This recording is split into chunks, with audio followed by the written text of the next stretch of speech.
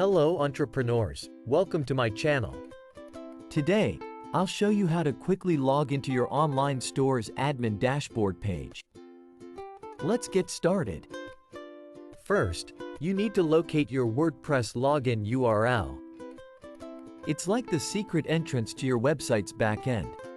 Simply add wp-admin at the end of your website's domain name.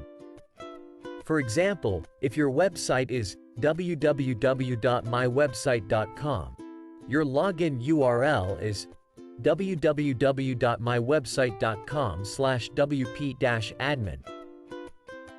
Once you open the admin dashboard URL, you should see the login page displayed on the screen.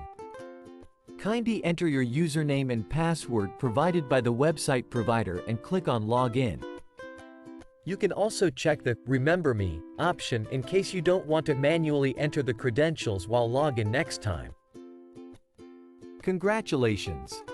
You've successfully logged into your WordPress admin page.